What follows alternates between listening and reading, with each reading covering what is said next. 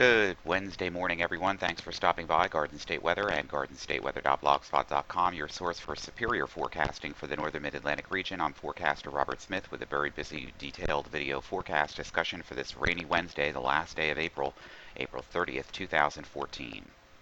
Waking up on the chilly side and the raw side this morning with temperatures in the upper 30s to low and mid 40s across the entire forecast region.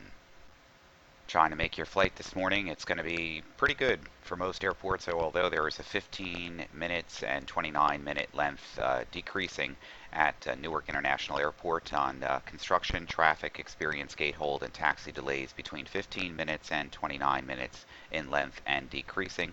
All the other airports in the region are reporting on-time departures. Land and sea watches and warnings this morning. We have a plethora of them. Across New Jersey, most of the northern and central areas have an aerial flood watch until 12 noon on Thursday. We also have a coastal flood advisory until 2 a.m. on Thursday here for the New Jersey area out into Long Island here.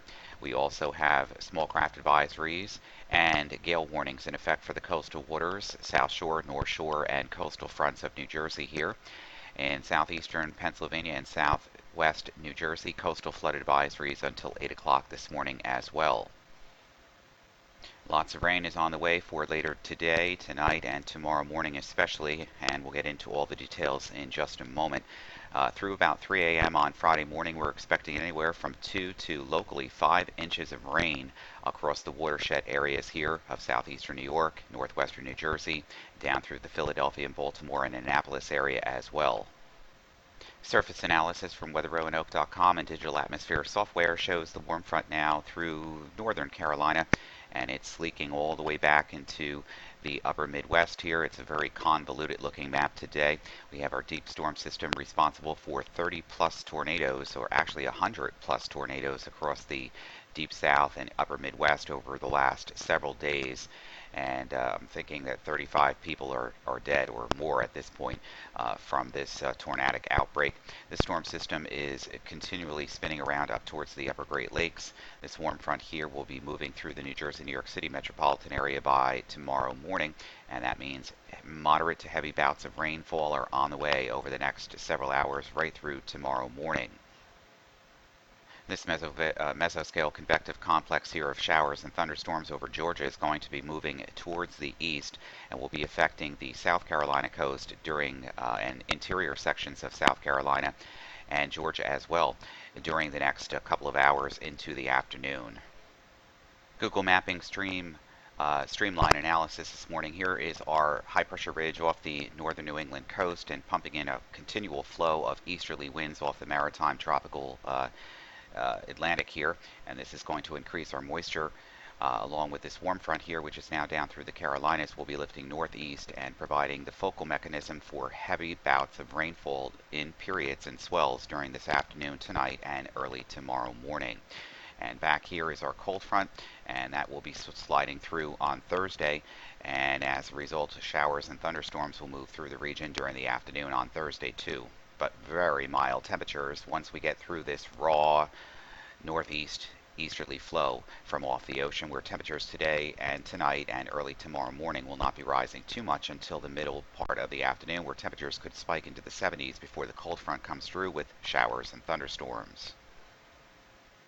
Allergy sufferers should be doing a little bit better today and tomorrow with the lowest pollen counts in the air due to the heavy rain and the high relative humidity values, and these will be increasing again to the moderate range again as we head into the weekend. And oak, birch, and maple are the primary predominant pollens. So far since midnight, we have picked up anywhere from about a half of an inch to 3/4 of an inch of rainfall across the region.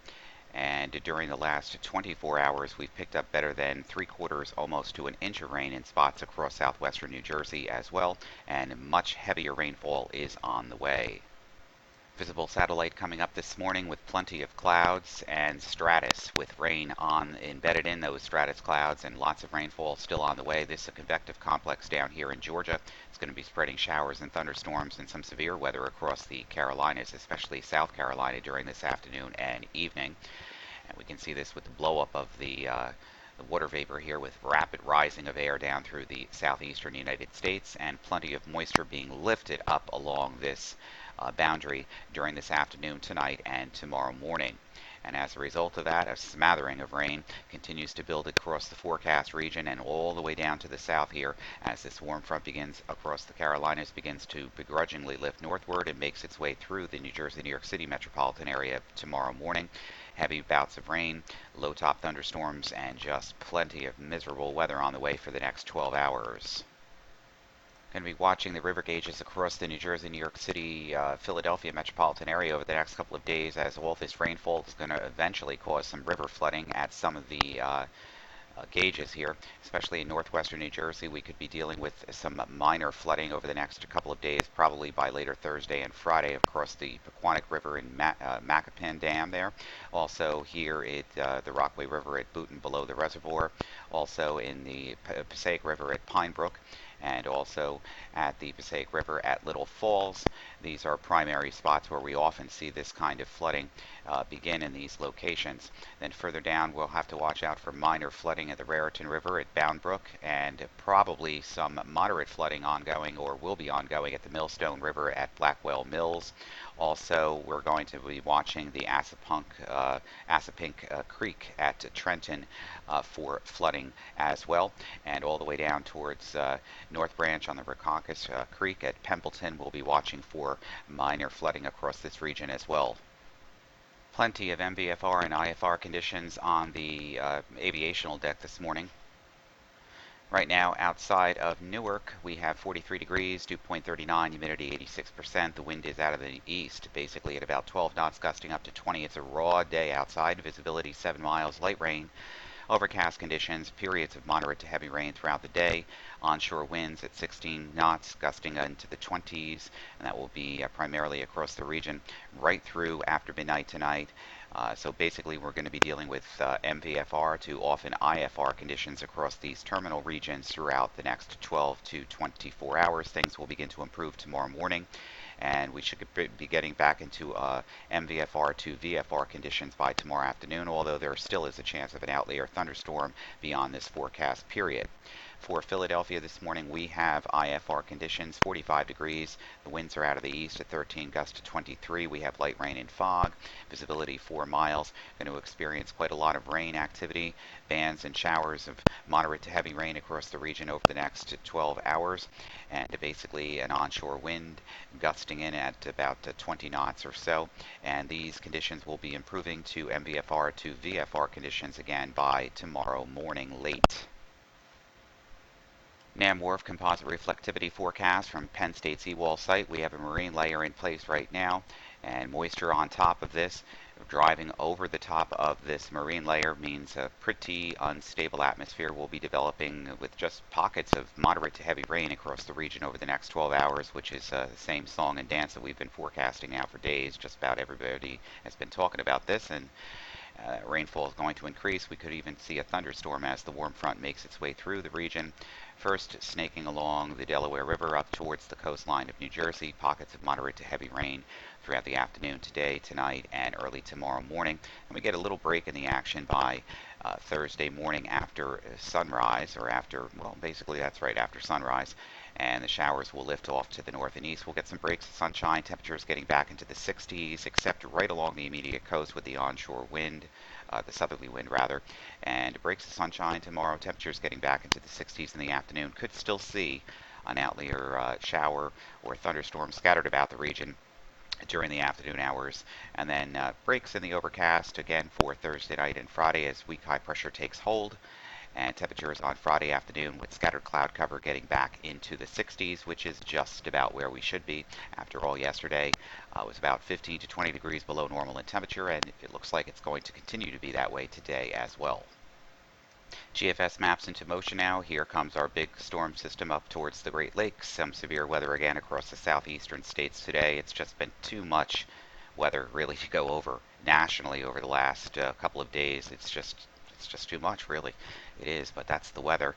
Anyway, as the storm lifts to the towards the Great Lakes, it drags the warm front north. Temperatures surge tomorrow afternoon and again on Friday. Cold front comes through. We could have some thunderstorms across the region during Thursday afternoon, but not thinking that this is going to be severe in this area.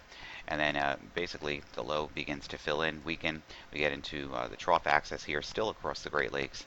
This weekend looks good with generally high pressure building in across the region, seasonable temperatures, but we do have to watch out for some short waves in this trough axis here across the upper Midwest into New England. Could provide a spotty outlier shower, even a thunderstorm across the region. It would be isolated in nature, and that would be for the weekend on Friday afternoon, Saturday afternoon, and Sunday as the cold front moves towards the region and passes off the coast once again. Basically a zonal flow. The pattern looks decent for next week, generally seasonable temperatures, but we're going to have to monitor the passages of these disturbances, and they will provide an outlier shower across certain regions as they make their way through, and then more high pressure generally begins to build in across the upper Midwest into a zonal flow pattern with near seasonable temperatures across the eastern United States, especially the Northeast, early next week. That's it for Garden State weather for today. We'll be back bright and early again with you on Thursday morning. Do be careful out there today and tonight in your travels, and slow down and just take your time because plenty of rainfall is on the way. For Garden State weather and GardenStateWeather.blogspot.com, I'm forecaster Robert Smith. Try to make it a good Wednesday.